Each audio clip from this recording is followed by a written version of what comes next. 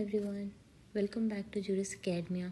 तो previous classes में हमने ये सारी चीज़ें कवर अप कर ली थी कि क्या क्या न्यू प्रोविज़न्स ऐड ऑन करे गए हैं बीएनएसएस में एंड देन क्या क्या चीज़ें रिपील करी गई हैं। ट्रायल और फिर जो टाइम लिमिट से रिलेटेड प्रोविज़न्स आए थे वो भी हमने देखे हैं।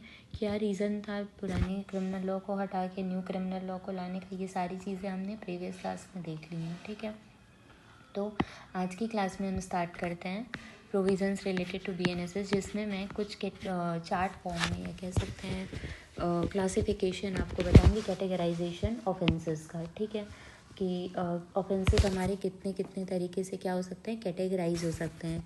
तो सबसे पहले जब हम बीएनएसएस पढ़ते हैं तो हमें पता है कि हम जब ऑफेंस पढ़ते हैं तो उसमें हम पढ़ते हैं cognizable offence, non cognizable offence, bailable offence, non bailable offence, compoundable, non compoundable offence, summons cases and warrant cases. ठीक है, तो अब हम देखते हैं, हम कह सकते हैं कि हमारे ऑफेंसेस इतने इतने तरीके में क्या हो चुके हैं, कैटेगराइज हुए हैं। Like cognizable offence, non cognizable offence में, then bailable non bailable offence में, कंपाउंडेबल नॉन कंपाउंडेबल ऑफेंस में, and summon cases and warrant cases में। तो सबसे पहले हम स्टार्ट करते हैं समन केसेस और कॉग्निजेबल और नॉन कॉग्निजेबल केसेस। ठीक है, कॉग्निजेबल केसेस क्या होते हैं, केसेस मतलब सबसे पहले तो हमें ये पता होना चाहिए कि कॉग्निजेबल केसेस डिफाइंड कहाँ पे है। ठीक है, कॉग्निजेबल ऑफेंस कहाँ पे डिफाइंड है। तो कॉग्निजेबल ऑफेंस हमारा कहाँ पे डिफाइंड है, सेक्शन 21G में। ठीक है, और उसके बाद इसमें क्या है, अगर मैं लेमैन लैंग्वेज में आपको समझाऊँ तो कॉग्निजेबल ऑफेंस और नॉन कॉग्निजेबल ऑफेंस में सिर्फ इतना ही डिफरेंस है कि कॉग्निजेबल ऑफेंस में क्या हो सकता है, पुलिस ऑफिसर के पास ये अथॉरिटी होती है कि वो क्या कर सकते हैं, विदाउट वारंट किसी भी पर्सन को अरेस्ट कर सकते हैं, प्लस विदाउट मजिस्ट्रेट के परमिशन के इन्वेस्टिगेशन भी इनिशिएट कर सकते हैं। वहीं अगर नॉन कॉग्निजेबल ऑफेंस की बात करें तो वो क्या होता है, वो होता है कि मतलब अगर आपको किसी भी पर्सन को अरेस्ट करना है या फिर इन्वेस्टिगेशन स्टार्ट करना है तो उसके लिए आपको मजिस्ट्रेट की परमिशन लेनी पड़ेगी। ठीक है, उसके बाद और ये कॉग्निजेबल ऑफेंस क्या, नॉन कॉग्निजेबल ऑफेंस क्या है, ये कैसे पता चलेगा, तो इसके लिए आपको क्या करना पड़ेगा, स्केड्यूल जो दिया है आपके बीएनएसएस के पीछे वहाँ पे जाके आपको चेक करना पड़ेगा। ठीक है, तो मैंने लेमैन लैंग्वेज में आपको बता दिया कि कॉग्निजेबल ऑफेंस और नॉन कॉग्निजेबल ऑफेंस क्या होते हैं। अब हम इन देखते हैं सेक्शन में क्या क्या चीज़ें दी हैं कि cognizable offence as defined by section 21G of BNSS empowers the police to arrest the accused without a warrant or a magistrate approval.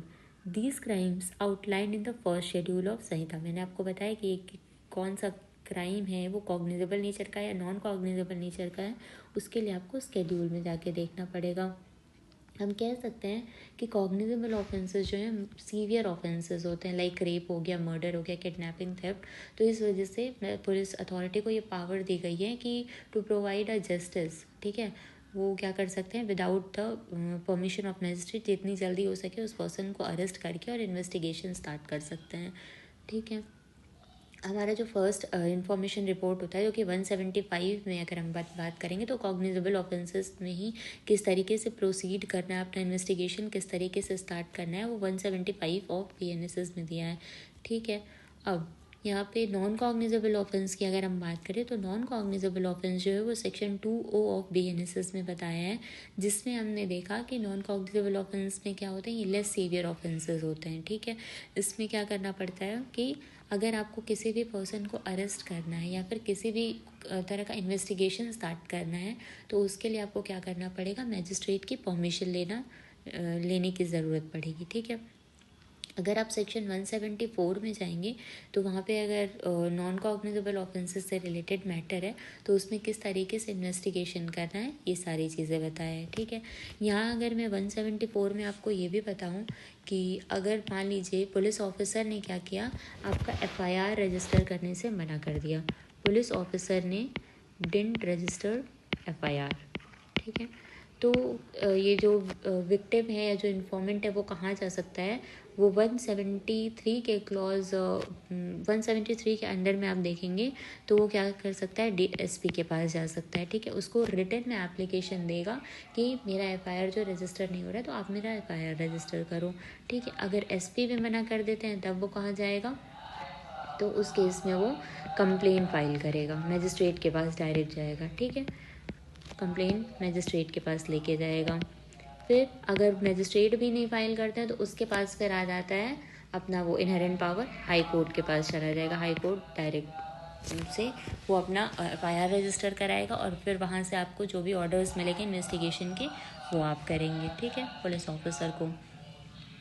फिर आप नॉन कॉग्निजेबल से रिलेटेड मैंने बता दिया। और ये भी अगर आपको पहचानना है कि कौन सा ऑफेंस कॉग्निजेबल नेचर का है, कौन सा नॉन कॉग्निजेबल नेचर का है, तो आप शेड्यूल 1 में BNSS के जाके चेक करेंगे, ठीक है। जो ऑलमोस्ट 6 कॉलम्स दिए हैं उनमें से एक कॉलम जो है वो यही बताता है। फिर डिफरेंसेस अगर हम बात करें कॉग्निजेबल और नॉन कॉग्निजेबल में क्या होते हैं, तो डेफिनेशन की मैंने आपको बता दिया कि 21G और 21O में डिफाइंड है कि कॉग्निजेबल ऑफेंस में विदाउट वारंट ऑफ आप क्या कर सकते हो, अरेस्ट और इन्वेस्टिगेट कर सकते हो, और नॉन कॉग्निजेबल ऑफेंस में आपको परमिशन चाहिए होगी अरेस्ट करने के लिए।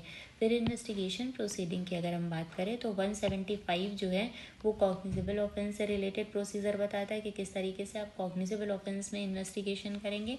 And then non cognizable offence से रिलेटेड जो अगर मैटर आता है तो 174 बताता है कि किस तरीके से इन्वेस्टिगेशन होगा। ये सारी चीज़ अब हम इन्वेस्टिगेशन का टॉपिक पढ़ेंगे तो आगे की क्लास में इन डिटेल इन सेक्शंस को देखेंगे। देन पब्लिक पावर्स की अगर हम बात करें, police can arrest and initiate an investigation upon lodging an FIR without magistrate permission, ठीक है, पुलिस की ये पावर है। Then police can not initiate and investigate without magistrate order, ठीक। अरेस्ट की अगर हम बात करें, एक्यूज्ड कॉग्निजेबल ऑफेंस में क्या हो सकता है, विदाउट वारंट भी क्या या फिर बिना कोर्ट के परमिशन के भी अरेस्ट हो सकता है। तो अगर आपके मतलब आपके नहीं किसी के भी घर में अगर कोई पुलिस ऑफिसर जाता है और कॉग्निजेबल ऑफेंसेस के केस में जाता है तो ऐसा आपने देखा होगा, सब बोलते हैं वारंट दिखाओ, तो कॉग्निजेबल केसेस में आप वारंट शो करने के लिए नहीं मांग सकते हैं क्योंकि वहाँ पे जो है विदाउट वारंट भी वो आपको अरेस्ट कर सकता है, ठीक है। वारंट क्या होता है, warrant is the permission of magistrate only. Then arrest requires a prior court permission. Non cognizable में अरेस्ट करना है तो प्रायर परमिशन आपको लेनी पड़ेगी। ग्रेविटी ऑफ क्राइम की अगर हम बात करें तो जनरली मोर सीरियस और हीनियस माना जाता है कॉग्निजेबल ऑफेंसेस को, लेस सीरियस और grave in nature. Then punishment severity. Punishment typically exceeds 3 years including life imprisonment और death penalty. कोई भी ऑफेंस जो कि पनिशेबल है आपका 3 साल से ज़्यादा या फिर डेथ पेनल्टी या फिर लाइफ इम्प्रिजनमेंट से, तो वो कॉग्निजेबल में और मतलब जनरली फॉल करता है। ये नहीं कहा जा रहा है हमेशा ही, बट माना जाता है कि वो कॉग्निजेबल नेचर का है। लेकिन अगर वही वो लेस देन 3 years है तो उस केस में माना जाता है कि वो नॉन कॉग्निजेबल नेचर का है। बेल फॉर द एक्यूज्ड की अगर हम बात करें तो कॉग्निजेबल जो है वो मे बी बेलेबल और non bailable depending on the nature of offence और कोर्ट डिस्क्रिप्शन, ठीक है। जो कॉग्निजेबल ऑफेंसेस होते हैं वो बेलेबल भी हो सकते हैं और नॉन बेलेबल नेचर के भी हो सकते हैं। लेकिन जो नॉन कॉग्निजेबल ऑफेंसेस होते हैं क्योंकि वो लेस सीवियर होते हैं, इस वजह से ये माना जाता है कि जनरली ये बेलेबल हो सकते हैं। जहाँ जहाँ भी जनरली वर्ड यूज़ किया गया वहाँ पे ये एक तरह से ये माना जाता है, ठीक है, कंफर्म नहीं है या सर्टेन नहीं है कि ये बेलेबल ही होंगे, ठीक है। अगर हम कॉग्निजेबल और नॉन कॉग्निजेबल से रिलेटेड कुछ केस लॉज देखना चाहें तो important case laws regarding this, state of Haryana versus Bhajanlal, ठीक है, this is the landmark case, we can say landmark case. इसमें क्या किया गया था, गाइडलाइंस दी गई थी for conducting a preliminary inquiry. Preliminary inquiry क्या होती है कि मान लीजिए अगर कोई भी नॉन कॉग्निजेबल ऑफेंस है, ठीक है, उसमें अगर आपको FIR रजिस्टर करनी है तो प्रिलिमिनरी इंक्वायरी ये होती है कि आप जाके FIR रजिस्टर करने से पहले क्या करो, एक प्रिलिमिनरी इंक्वायरी कंडक्ट कर लो ये देखने के लिए कि क्या उस केस में सफिशिएंट कॉज है या नहीं है। अगर उस केस में सफिशिएंट कॉज नहीं है तो आप क्या कर सकते हो, आपको इन्वेस्टिगेट करने की ज़रूरत नहीं है। बट अगर उस केस में सफिशिएंट कॉज है तो आप इन्वेस्टिगेशन प्रोसीड कर सकते हो। पहले क्या था, पहले इन CRPC प्रिलिमिनरी इंक्वायरी का नो टाइम लिमिट, ये तो था कि आपको प्रिलिमिनरी इंक्वायरी आप कंडक्ट कर सकते हो ये चेक करने के लिए। बट अब क्या है, इन BNSS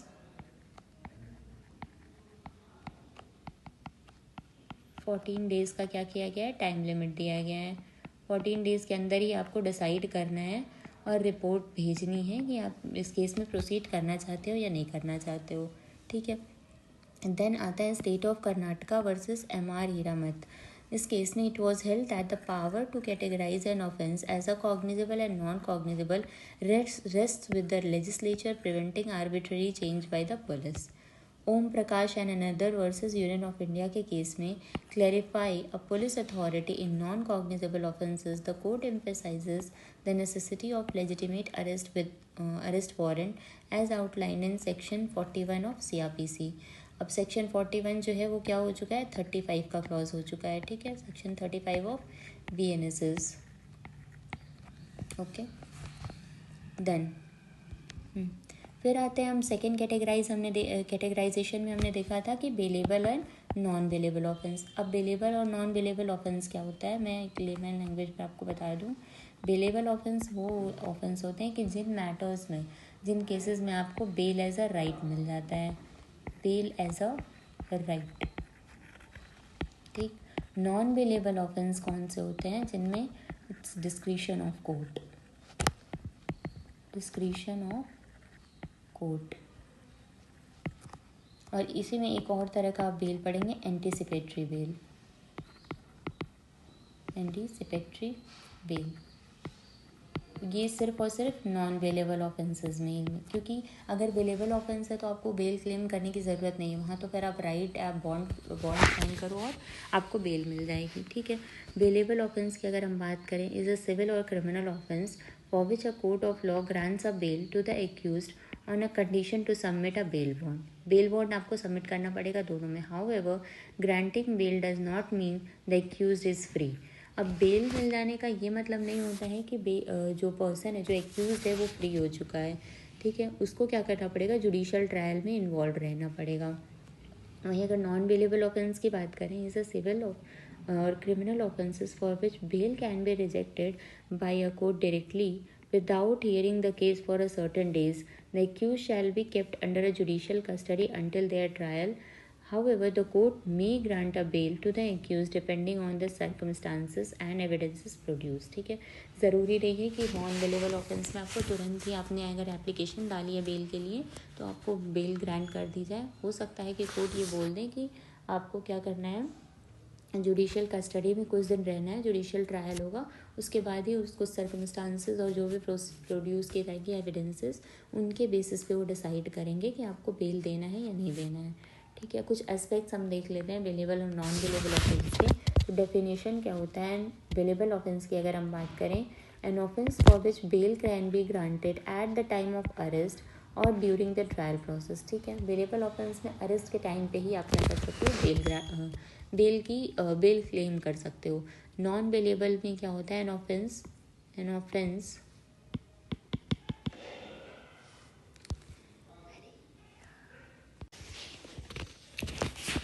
हम देख रहे थे कि बेलेबल ऑफेंस और नॉन बेलेबल ऑफेंस में क्या क्या जो होती है हमारी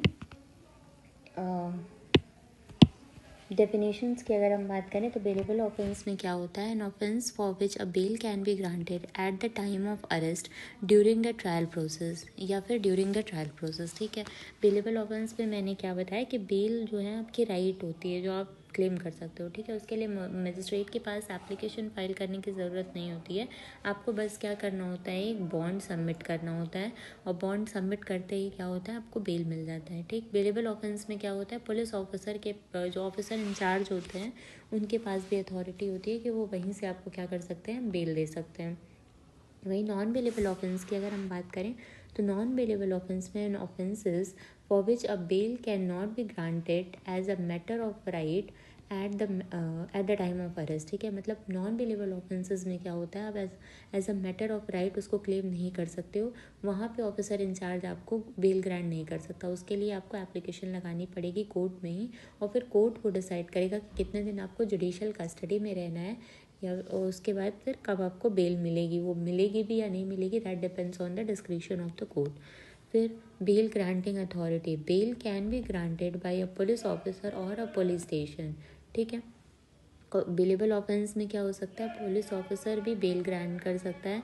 और नॉन बेलेबल ऑफेंस में क्या हो सकता है, bail can only be granted by court of law. फिर नेचर ऑफ क्राइम की अगर हम बात करें, टिपिकली लेस सीरियस क्राइम और माइनर ऑफेंसेस। बेलेबल ऑफेंस जो है लेस सीरियस क्राइम होते हैं, इसीलिए उसमें क्या हो जाता है, ईजिली बेल मिल जाती है। ठीक है, पुलिस ऑफिसर या ऑफिसर इंचार्ज जो होते हैं वही आपको क्या कर सकते हैं, बेल दे सकते हैं। लेकिन जो नॉन बेलेबल ऑफेंस होते हैं वो क्या होते हैं, सीरियस ऑफेंस होते हैं। अब जनरली क्या होता है, लोग कंफ्यूज हो जाते हैं, bailable bailable and non bailable,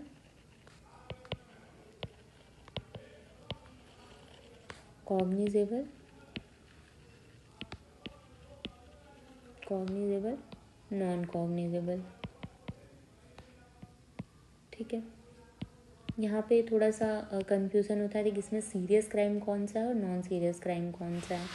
तो हमेशा याद रखिएगा, जो बेलेबल हैं ये कह सकते हैं नॉन सीरियस क्राइम्स हैं, इसीलिए यहाँ पे क्या मिल जाता है आपको, इजीली बेल ग्रांट हो जाती है। ये सीरियस क्राइम्स होते हैं, ये सीरियस क्राइम्स होते हैं। कॉग्निजेबल, जहाँ पे क्या होता है कि पुलिस ऑफिसर को अथॉरिटी होती है कि वो without the permission of magistrate क्या कर सकता है, अरेस्ट कर सकता है। और नॉन कॉग्निजेबल ऑफेंस क्या होते हैं, लेस सीरियस या नॉन सीरियस कह भी सकते हो, कि लेस सीरियस क्राइम होते हैं या ऑफेंसेस होते हैं ये। ठीक है, तो ये एक बार, क्योंकि ऑब्जेक्टिव में आता है तो लोग थोड़ा बहुत कंफ्यूज हो जाते हैं इसमें, तो ये एक बार आप देख लीजिएगा। देन नेचर ऑफ क्राइम मैंने आपको बता दिया कि बेलेबल ऑफेंस जो हैं वो लेस सीरियस होते हैं और माइनर ऑफेंसेस होते हैं। वहीं अगर हम नॉन बेलेबल की बात करें तो वो हीनियस और मोर सीरियस होते हैं। सीवियरिटी ऑफ पनिशमेंट की बात करें तो यहाँ पे लेसर पेनल्टी लगती है या पनिशमेंट मिलती है। वहीं अगर नॉन बेलेबल की बात करें तो नॉन बेलेबल ऑफेंसेस में carry more severe penalties and punishment. ठीक है, ये अभी आप इसको रहने दो, ये मैं चेक करके बताऊँगी। अब need for court proceeding for bailable offence the accused can be released on bail without going through a court trial. ठीक है, जैसा मैंने आपको बताया कि ऑफिसर इंचार्ज ही क्या कर सकते हैं, आप वहाँ पे बेल दे सकते हैं। फिर अगर आप कोर्ट में भी जाते हैं तो कोर्ट भी ये नहीं कहेगी कि इतने दिन आपको जुडिशियल कस्टडी में रहना है, वो तुरंत ही आपको बेलेबल अगर ऑफेंस है तो वो क्या करेगी, वहाँ से ही आपको बेल ग्रांट कर देगी। लेकिन नॉन बेलेबल ऑफेंस में accused must attend the court proceeding and apply for bail in front of जज। आपको अप्लाई करना पड़ेगा एप्लीकेशन, तभी आपको क्या मिलेगा, बेल मिलेगा। अब डिस्क्रिशन ऑफ कोर्ट की बात करें तो डिस्क्रिशन ऑफ कोर्ट यहाँ पे नहीं होता है। मतलब बेलेबल ऑफेंस में the court can not deny bail based on the circumstances. ठीक है, वो सिर्फ तभी डिनाई कर देंगे अगर ऐसा सर्कमस्टांस बन रहा है कि बेलेबल ऑफेंस होते हुए भी आप बेल नहीं दिया जा सकता उस केस में। लेकिन नॉन बेलेबल में तो टोटली क्या होता है, डिस्क्रिशन ही होता है इनका। ठीक है, provide strong reason to grant bail. आपको अगर बेल चाहिए होगा तो आपके लिए उसको बहुत ज़्यादा स्ट्रॉन्ग रीज़न प्रोवाइड करना पड़ेगा कि आपको क्या चाहिए, बेल चाहिए। ठीक है, लेकिन यहाँ पे नहीं, बेलेबल ऑफेंस में ऐसा कुछ भी नहीं है। Public perception generally perceived as a less serious. Bailable offence को लोग अगर ऐसे जनरली आप देखोगे तो लोग बेलेबल ऑफेंस को लेस सीरियस क्राइम मानते हैं, माइनर डिस्प्यूट या फर्स्ट टाइम ऑफेंडर मानते हैं जो भी है। और नॉन कॉग्निजेबल में जो है वो मोर सीरियस क्राइम्स माने जाते हैं। ठीक है, एग्जाम्पल की अगर बात करें तो लेस सीरियस जैसे असॉल्ट हो गया आपका, पेटी थेफ्ट हो गया, माइनर ट्रैफिकिंग वॉयलेशन हो गया, etcetera.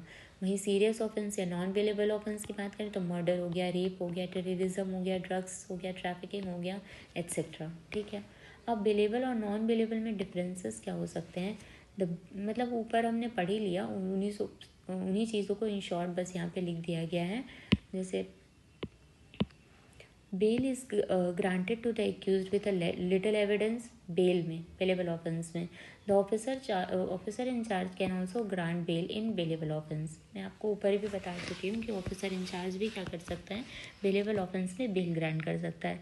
In case of non bailable offence the court decides the number of days accused have to spend under the judicial custody before filing a bail. ठीक है, अब नॉन बेलेबल ऑफेंस में क्या होता है कि कोर्ट डिसाइड करेगा कि आप जो है कितने दिन तक जो एक्यूज्ड है उसको जुडिशियल कस्टडी में रहना पड़ेगा, उसके बाद ही वो बेल का एप्लीकेशन लगा सकता है। In case of bailable offence the accused may released on bail after being arrested, while in non-bailable offense the accused must remain in custody until the orders comes up by the court। ठीक है, Bailable offense are considered less serious as compared to non-bailable offense. Concrete evidences, strong witnesses are required for non-bailable offense as compare to bailable offence. अगर non bailable offence में आपको bell चाहिए तो आपको क्या करना पड़ेगा, स्ट्रॉन्ग विटनेसेस लेके आने पड़ेंगे और फिर कॉन्क्रीट एविडेंस देना पड़ेगा जिसके बेसिस पे आपको बेल ग्रांट किया जाएगा. लेकिन बेलेबल ऑफेंस में ऐसा कुछ भी नहीं किया जाएगा. While most of the cases with bailable offense there is less or no punishment, non-bailable offense involves punishment like death penalty, imprisonment for life, etc. ठीक है. अब थर्ड कैटेगराइजेशन जो है हमारा वो है compoundable and non compoundable offences. ठीक है, तो कंपाउंडेबल एंड नॉन कंपाउंडेबल में क्या होता है. कंपाउंडेबल ऑफेंसेस, कंपाउंडेबल का क्या मतलब होता है, एक तरह से आप चीज़ों को क्या कर देते हैं, ड्रॉप कर देते हैं. जो भी चार्जेस आपने लगाए थे एक्यूज़ के ऊपर वो आप छोड़ देते हैं. ठीक है, या कॉम्प्रोमाइज़ करना कह सकते हैं. Compoundable means just a compromise. Offence are minor crimes. Compoundable offenses are minor crimes where the victims can agree to drop charges through a compromise. Non-compoundable offenses are serious crimes that cannot be settled and require full trials for the justice. ठीक है, non compoundable offences कौन से होते हैं, जो कि जिनमें आपको ट्रायल कंडक्ट कराना पड़ेगा, इजीली वो कॉम्प्रोमाइज़ उसमें नहीं हो सकता. कंपाउंडेबल ऑफेंसेस आपके कहाँ पे डिफाइन किए हैं, तो 359 ऑफ BNSS आप देखोगे तो वहाँ पे कंपाउंडेबल ऑफेंसेस को बताया गया है. Meaning of compoundable offence. Compoundable offence are those crimes where a person who filed the case, that is the victim, agrees to drop the charges against the accused by making a genuine compromise. ठीक है, this compromise should be made without any improper reason और for the benefit of victim. अगर जो compromise हो भी रहा है victim और एक्यूज के बीच में तो उसके लिए भी देखा जाएगा कि विक्टिम को कहीं से उसके राइट्स इन्फ्रिंज ना हो रही हूँ, क्योंकि कॉम्प्रोमाइज़ तो मान लीजिए डरा धमका के भी किया जा सकता है या जो भी है. तो ये सारी चीज़ें देख के फिर ही क्या किया जाएगा, उसका कॉम्प्रोमाइज़ कराया जाएगा. Section 359 of BNSS 2023 deals with the possibility of resolving offences through compromise. These offences are less severe criminal action and fall into two categories as described in 359. 359 में कैटेगरीज क्या डिफाइन है कि एक कैटेगरी आपको मिलेगी जहाँ पे आपको परमिशन ऑफ कोर्ट लेना पड़ेगा अगर आपको कॉम्प्रोमाइज़ करना है. Permission of court requires. ठीक है, वहीं नॉट रिक्वायर्ड एक मिलेगा ऐसा जहाँ पे आपको कॉम्प्रोमाइज़ करने के लिए कोर्ट की परमिशन लेनी पड़ेगी. No permission is needed. The offences are settled without needing approval from the court. However, some offences, even though that they can be settled through compromise, requires the court's permission. These offences should be settled before trial begins. If और ये जो compromise हो रहा है वो क्या होना चाहिए आपका, ये भी आपको याद होना चाहिए कि हमेशा से ट्रायल जो है उसके पहले ही आपका ये कॉम्प्रोमाइज़ अगर करना है तो कर लीजिए आप. If the accused has already been found guilty and appeal is pending, the court permission is necessary to settle these offences. अगर कोर्ट का ट्रायल पेंडिंग है अपील में और लोअर कोर्ट में ऑलरेडी उसको गिल्टी मान लिया गया है तो उस केस में अगर आप कॉम्प्रोमाइज़ करना चाह रहे हैं तो उसके लिए फिर आपको कोर्ट की परमिशन लेनी पड़ेगी. The court permission is needed for these cases because these offences are serious in nature and set a negative example for society. ठीक, अब नॉन कंपाउंडेबल ऑफेंसेस क्या होते हैं. Non compoundable offences are serious crimes that can not be settled through compromise. They can only be dismissed और quashed. ठीक है, इनको क्या कहते हैं, इनको जो है कॉम्प्रोमाइज़ के थ्रू सेटल डाउन नहीं किया जा सकता है. ये सिर्फ क्या हो सकते हैं, डिसमिस हो सकते हैं या फिर क्वैश किया जा सकता है. The reason behind this is that these offences are so severe and criminal that the accuse can not be allowed to avoid punishment. ठीक, इतने सीवियर होते हैं कि इस केस में इनको क्या नहीं किया सकता, इनको पनिशमेंट देना ज़रूरी है, उसको अवॉइड नहीं किया जा सकता. In such cases, it is usually state or police that has filed the case, so the idea of victim making compromise doesn't apply. ठीक, in non-compoundable offences, no compromise is permitted. Even the court does not have authority to settle such an offences. ठीक है, non compoundable offences में आपको full trial कराना पड़ेगा. ठीक है, उसके बाद ही आप क्या करोगे, डिसाइड करोगे कि उसको एक्विट करना है या कन्विक्ट करना है. कुछ बेसिक कंपैरिजन देख लेते हैं कंपाउंडेबल और नॉन कंपाउंडेबल तो डेफिनेशन मैंने आपको बता दिया। जो इस कंपाउंडेबल ऑफेंसेस वो ऑफेंसेस होते हैं जो कि सेटल हो सकते हैं, ये सेटल डाउन नहीं हो सकते हैं, ठीक है। अब सेटलमेंट की वही चीज़ यहाँ पे भी आ सकती है कि the parties involve can settle the dispute, the victim can withdraw the case with the permission of court, ठीक है। The non compoundable offences the victim can not withdraw the case and the case must be tried in court, ठीक है। Court proceeding की अगर हम बात करें, the case compoundable offences once the party involved settle a dispute, the case is closed and no further action is taken, ठीक है। अगर एक बार आपने क्या कर लिया, कॉम्प्रोमाइज़ कर लिया, तो उस पर किसी भी तरीके का फर्दर एक्शन नहीं लिया जाएगा। In cases of non compoundable offences the case proceeds to the trial and the court decides on guilt और इनोसेंस ऑफ द एक्यूज, ठीक है। ट्रायल तो आपको कराना ही पड़ेगा नॉन कंपाउंडेबल में, उसके बाद ही जो है कोर्ट डिसाइड करेगी कि एक्विट करना है या कन्विक्ट करना है। Permission of court in compoundable offences, in compoundable offences, the court must give permission for the parties involved in the settle dispute, ठीक है। कंपाउंडेबल ऑफेंस में कोर्ट जो है परमिशन दे देती है, ठीक है, कि अगर आपको कॉम्प्रोमाइज़ करना है तो आप कर लीजिए। But in non compoundable offence the victim can not settle the case, non compoundable में आप सेटल कर ही नहीं सकते हो, क्योंकि वो माना जाता है कि वो सीरियस ऑफेंसेस हैं और इसमें पनिशमेंट दी जानी चाहिए। punishment, the punishment for compoundable offense is usually less severe than of non-compoundable offense. The punishment of non-compoundable offense is usually more severe than the compoundable offense, ठीक है। मैंने आपको बताया इसमें क्या होते हैं, लेस सीवियर पनिशमेंट होते हैं और इसमें मोर सीवियर पनिशमेंट होते हैं, ठीक। रिलेशनशिप बिटवीन पार्टीज़ की अगर हम बात करें, तो कंपाउंडेबल ऑफेंसेस में usually involves a dispute between parties who have pre-existing relations such as family members और neighbors, ठीक है। और नॉन कंपाउंडेबल में क्या होता है, offence usually involve serious crimes that signifies that the impact on society as a murder और rape, ठीक है। मतलब ये माना जाता है कि कंपाउंडेबल ऑफेंसेस में पहले से जो पार्टीज़ हैं वो उनके बीच में किसी भी तरीके का कोई प्री एग्जिस्टिंग रिलेशनशिप होता है। बट नॉन कंपाउंडेबल ऑफेंसेस में ऐसा कुछ नहीं है, क्योंकि वो सीरियस क्राइम्स माने जाते हैं, उनका इम्पैक्ट डायरेक्ट सोसाइटी पे पड़ता है, जैसे आप मान सकते हैं मर्डर या रेप। एग्जाम्पल्स की बात करें तो example of compoundable offence include such as hurt, defamation, criminal trespass. और नॉन कंपाउंडेबल, इसमें क्या कर सकते हो आप, कॉम्प्रोमाइज़ कर सकते हो। But non compoundable offences includes murder, rape, dowry harassment etcetera etcetera, ठीक। तो ये हमने देख लिया कंपाउंडेबल नॉन कंपाउंडेबल में comparison, then bailable non bailable में कंपैरिजन, और कॉग्निजेबल नॉन कॉग्निजेबल ऑफेंस में कंपैरिजन, उसका डिफरेंस, उससे रिलेटेड जो भी प्रोविजन है, ठीक है। अब लास्ट वाला बचता है समन एंड वारंट केस। तो समन एंड वारंट केस को मैं आगे जब आपको प्रोसीडिंग बताऊंगी, अरेस्ट के बाद इन्वेस्टिगेशन में किस तरीके से कब इस कौन से स्टेज पे समन वारंट आता है, तो उस टाइम पे हम इसको इन डिटेल कवर करेंगे, ठीक है। तो आज की क्लास में इतना ही एंड करते हैं।